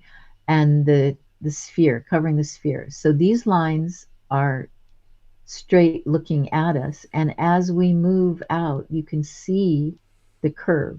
We use this illusion all the time. All the time. Curve, curve, curve. Just a few straighter lines coming at us. Highlights, dark, medium, light, medium, dark. And now her face, absolutely simple. Just the merest suggestions to let us know that, oh, she's being nosy. Katya is asking the name of the drawer. Can you yes, show I'm going to write it. How to spell it? Howard Pyle. Let me see if I can. Yeah, just Howard Pyle. Oh, that's an H. Howard Pyle illustrations. Okay. Oh, wow. Okay, let's just for fun, let's look at this composition of his. Oh, okay. Howard Pyle. There it is. Okay. Check this out. We've done this. We have done these. So diagonal lines create motion. So we've got these delightful diagonals. And we did this with the tulip leaves, and then the page where I just had you start off with a square, and then we added a triangle and had folded edges, and then we did a carpet. This is happening. This is like straight here. What's happening here? This curves over, and just like our leaf, this is just like a leaf. Yeah. So I highly suggest. Oh, beautiful. Oh, let's see. That's where's my rose I made. Okay, let me see if I can pull out my rose. You're in here somewhere. Oh, here's my rose. Oh, beautiful. So, yours is gorgeous too. What did we do? What is similar that we did? We saved our whites, and we used contour lines. And that is what is captivating. I used for my shadows, okay, I put down the green. So for my shadows, I used purple and I used red to get it darker. I did something nasty. I wanted to make the outlines black. Well, but it works. Yeah. It works. I stopped at one point going, do I want to put more energy into this demo piece? And at one point, I think I held my pencil sideways and did the same thing you did, but I did it in green. Yeah. Not black, but I did the same thing. I wanted this distinct outline. This is like it has a lot of different colors. Mm-hmm. It Mm-hmm. shows like a black, but in reality it's slightly green. But it shows in the from the camera. It's like dark black or gray. Yeah, I'm guessing you use purple. Yeah, purple, green, blue, maybe yellow. Mm-hmm. I'm not sure, and red. Mm-hmm. Like everything. But that's how we create depth with color pencil. Okay, so we are covering a lot of material here, because here we've got our color pencil drawings that with very different results, but similar, very similar techniques. Yeah. I used the pink to create a harder line. I kept my lines sharp. Yours is softer. Yeah, now I added orange because it was so looking flat, and I wanted something to, Yes. bring bring some liveliness to it. So I added some orange here and there. That's that's exactly what I did here. Orange. Yeah. There's orange in here and here. This is an orange line here. So, yeah, I mean, we can do exactly the same thing. And because we're individuals, as is everybody else in the world, we're going to get different results. Yeah. And this is what I try to emphasize with people. I can give you the same materials. I can give you exactly the same instructions.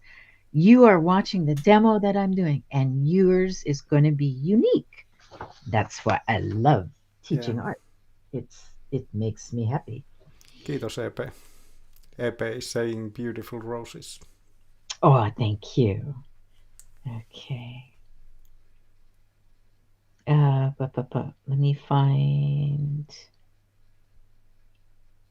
Let me find one of my favorite. Okay. He did small horizontal drawings now they're large, of course, but in the book, he'd put a horizontal, come back. Here we go. He'd do that, and then there'd be text below it, of course, with the story. My mind exploded. My teenage brain just went nuts when I saw this. I'm going to analyze this really quickly. Look at the diagonals involved. The body of this knight is diagonal. The splintered lance is diagonal. That's flying off. And remember my tree branch that I showed a broken branch, and I just had it feathery like that? There it is. Broken, diagonal. The horse, the negative space right here is a beautiful triangle. The terror in the eye, when horses are scared, the white of the eye shows. Otherwise, it doesn't normally. And it was gorgeous. I see some sort of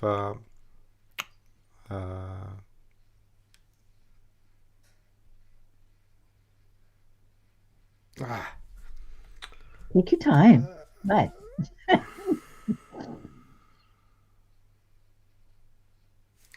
What's the animal has like Crocodile? Oh, lizard. the Chameleon. frog? Frog. I see a kind of frog in the mouth. There you go. It's almost like a skull, too. Yeah? Yeah. The Yeah. eye socket and the jaw falling open. So this, I believe, okay, I'm not really sure what this is. To me, it looks like an audience. It also looks like a tree in the background. Negative. But look how he just filled it up. He filled the space up.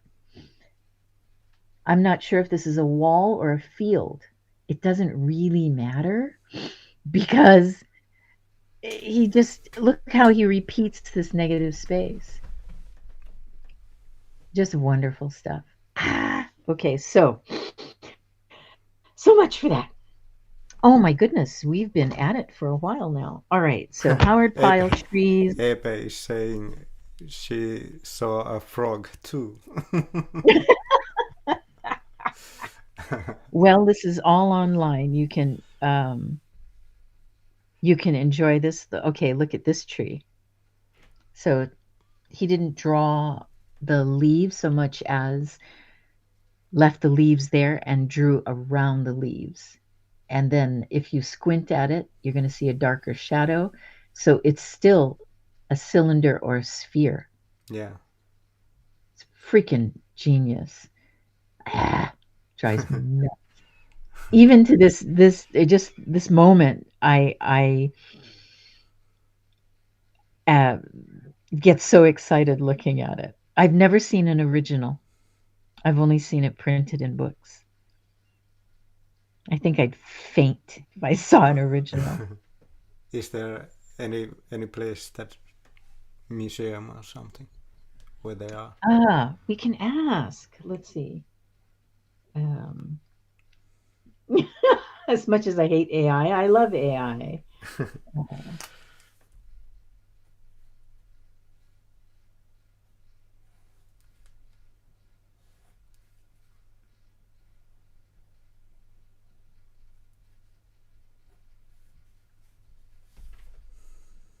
I got to see Morris, a very famous designer. We went to his house. And I got to see images, all thinking. Oh, Wilmington. Isn't that in Virginia? Original Howard Pyle illustrations are primarily housed at the Delaware Art Museum, which holds the largest collection, including iconic pirate and fairy tale works. Other significant collections include the Smithsonian American Art Museum, the Brandywine River Museum, and occasional offerings through galleries like the Illustrated Gallery. So it's all in the United States. Okay.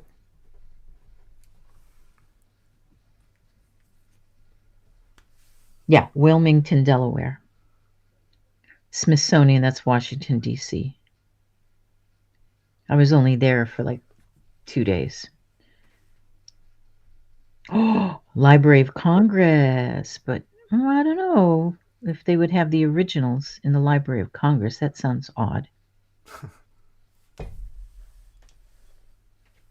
Let's see what the guy looked like.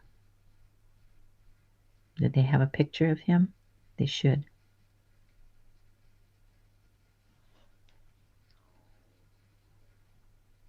Look how beautiful. That's a very big oil painted canvas, and we get to see him as book illustrations.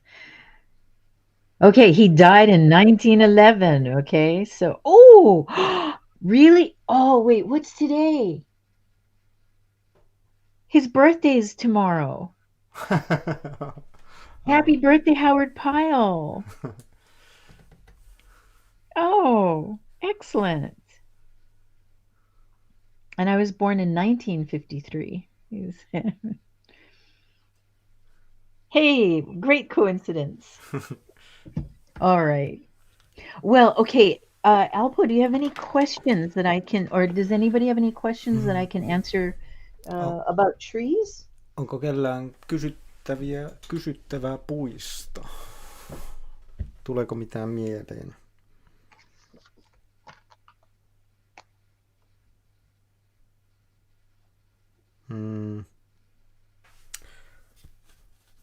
For me, at the moment, no. Okay, well, you're highly knowledgeable. I can't even. I'm not sure about that, but I'm I don't know, highly just doing.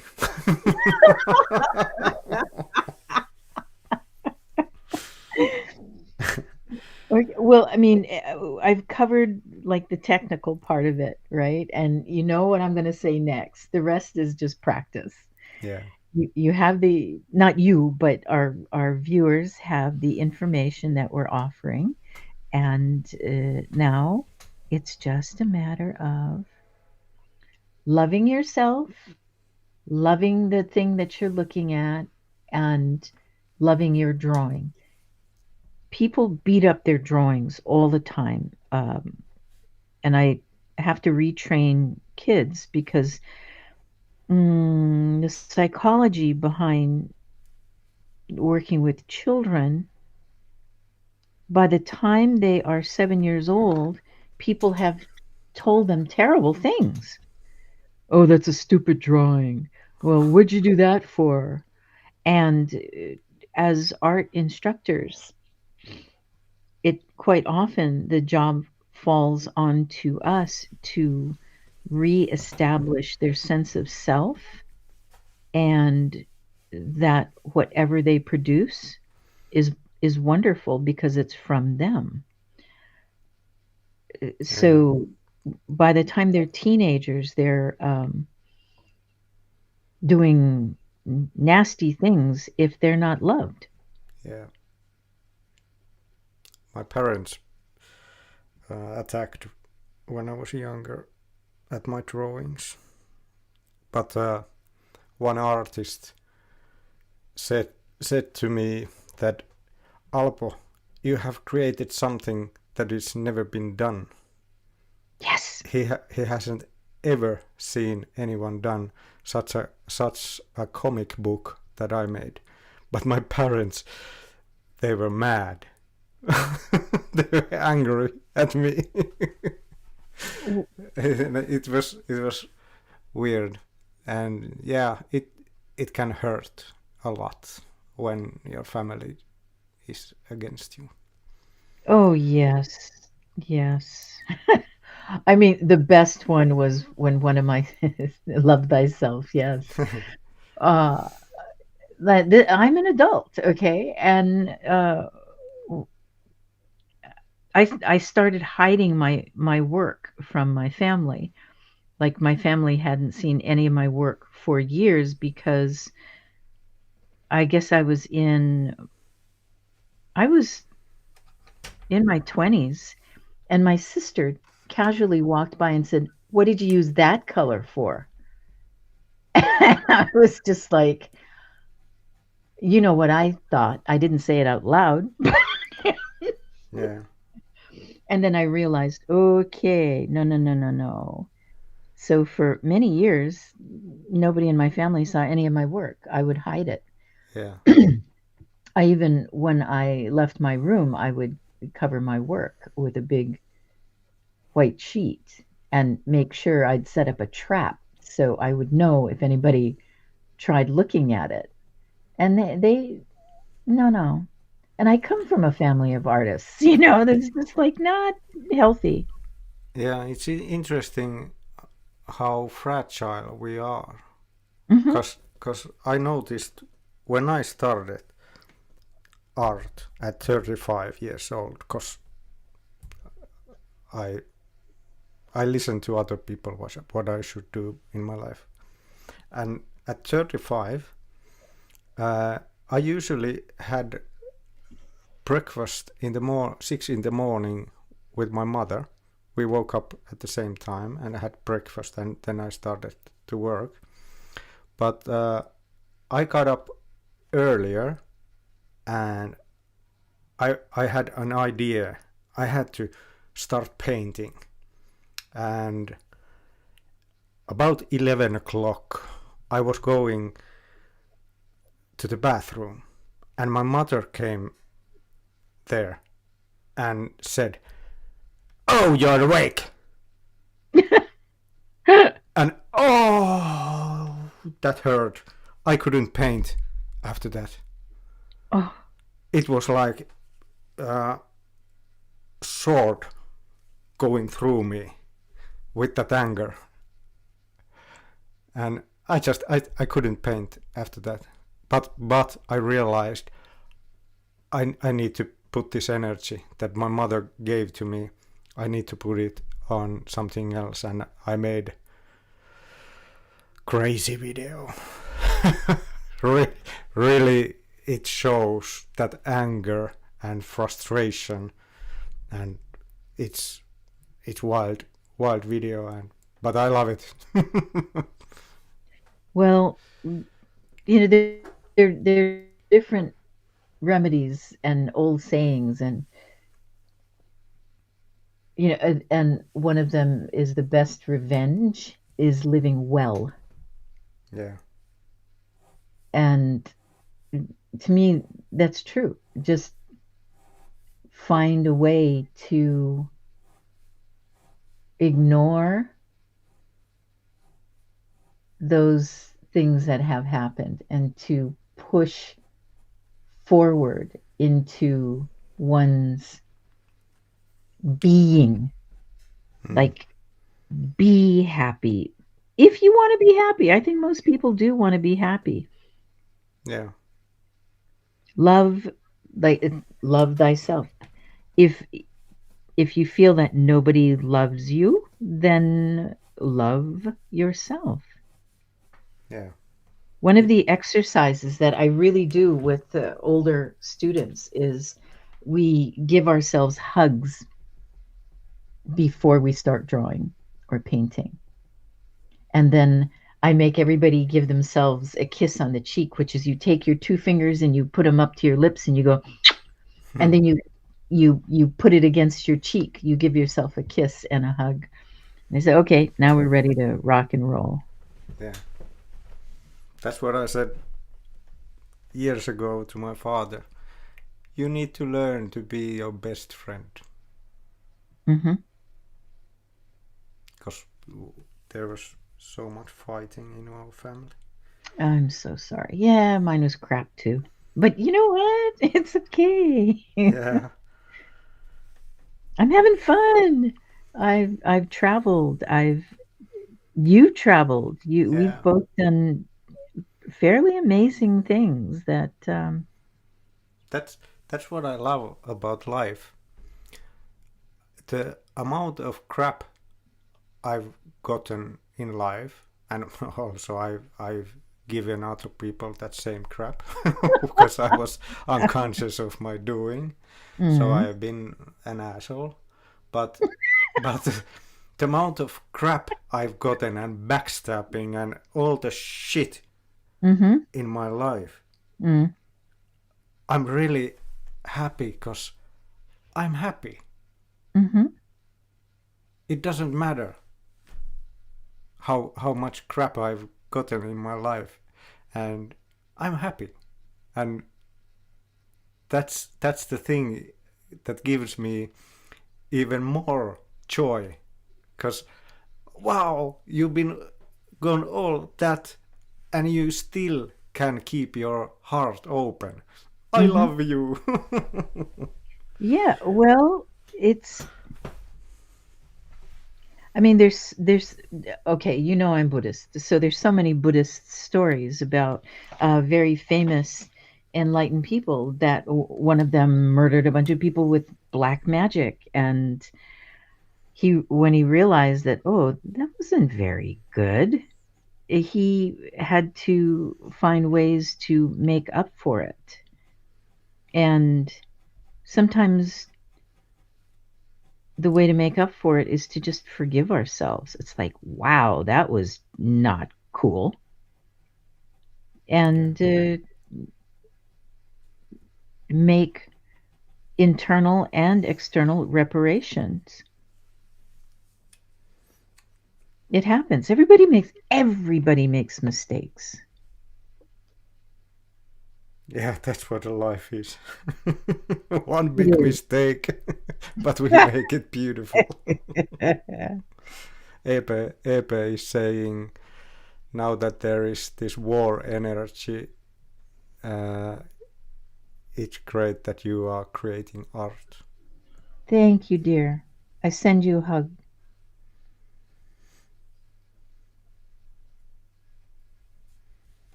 You know, one thing that is a good thing and a bad thing to do is to look into the mirror and check our expressions. Like, feel a feeling and look at your face in the mirror. What are you projecting? Sometimes we really have to monitor our physical face. We can have an emotional face that is just going nuts, but to create that inner calm and project calm, even though we're not feeling it that much, I think it's a very important thing to do. It's and it's not about smiling all the time. I've talked to different women about the act of smiling. It's subservient, and we don't need to be subservient. We just don't need to be hostile. Yeah. And then, but that being said, if we need to be hostile, what are you projecting? What face are you projecting? Because you know how you said nobody would sit near you in a pub or a bar? Train. The train. Oh, the Yeah. train. Yeah. Because you were so angry looking. Yeah. But you were angry for a reason too, I imagine. But And I wasn't angry. it was just That's your the point. I Okay. wasn't angry, but few people said that if I don't smile, I look really scary, angry. Oh, I don't know. I think you're handsome. Thank you. He goes, he giggles. Oh, no. Come on. You are. You are.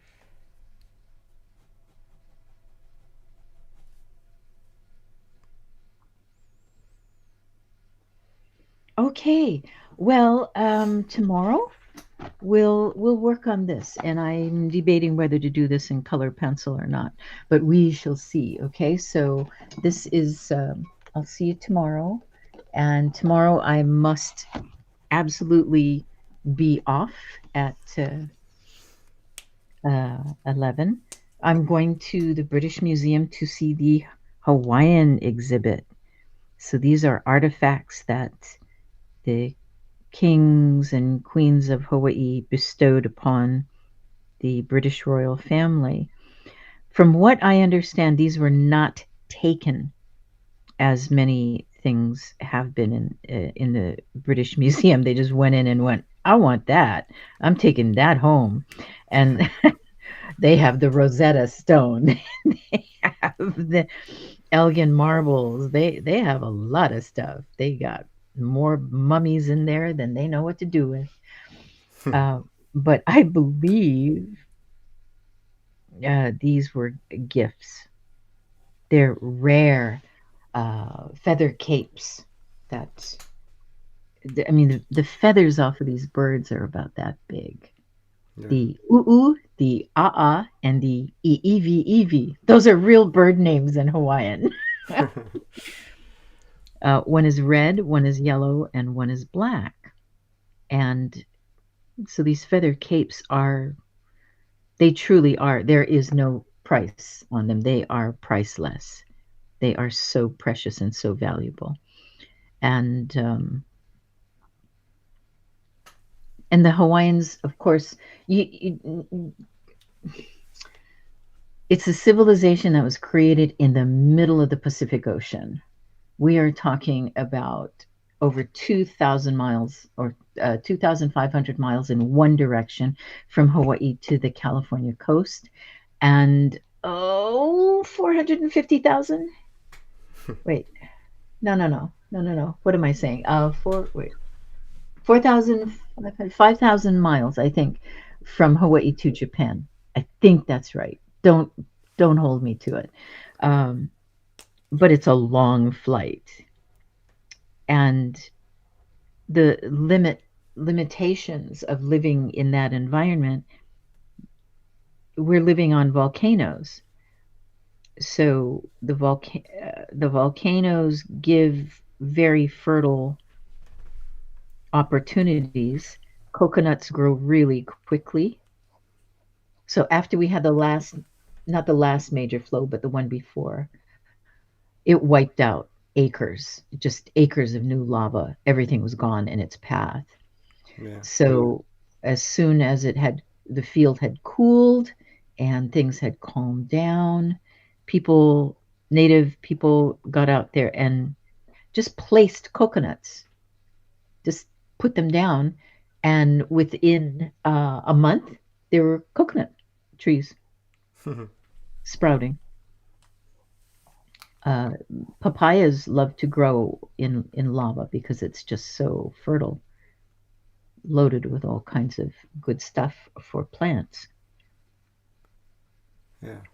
So to see these amazing artifacts that were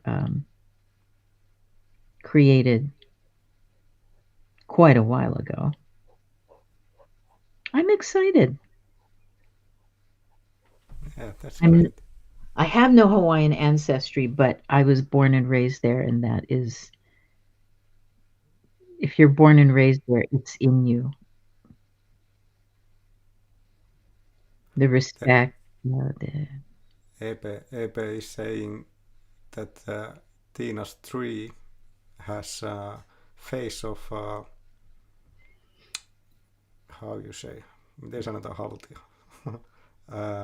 Leprechaun or something like that. I see it too. Oh, where? I'm too busy drawing it. I don't see it yet. I see it, the middle branch there. Yeah. Oh, I'm not sure if Epe is saying the same, but yeah, I see like a face figure in there. well, I sort of see the back of a lady, and this is sort of her butt. That was not intentional. Oh, I got to tell you about these olive trees. Okay, this is in Italy, near Naples, around there. There's this incredible little village that still exists, and you park at the top and then you walk down, and the streets are so narrow you can actually put your hands out on either side and you'll be touching two buildings, and it's really fabulous. But up above where you park, there are these olive trees that are a couple of 100 years old, and they're so sexy. They look like men and women captured in a tree. Like, I was just staring at them going, oh my. Like, I wanted, I was blushing because they were so beautiful. And there were breasts and butts and chests and hips. And I went, oh, no wonder Italians are noted for being so terribly romantic and passionate, and because my gosh, nature, the olive trees were giving them ideas. Yeah.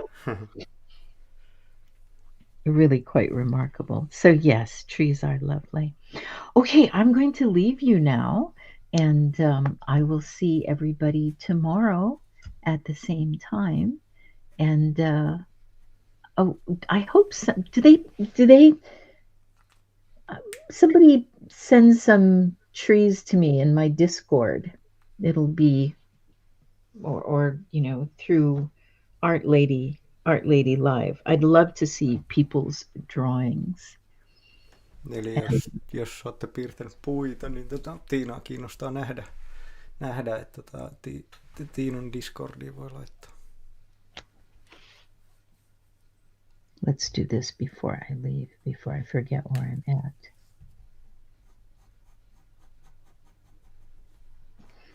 And let me see if I can bring up this actual tree that I... okay. Well, I hope you enjoyed... Did you enjoy Howard Pyle's artwork? I hope you did. Yeah. Guy still just freaking blows my mind.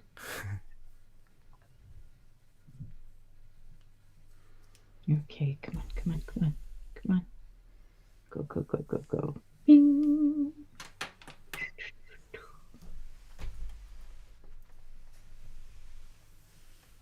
Okay, this is the tree.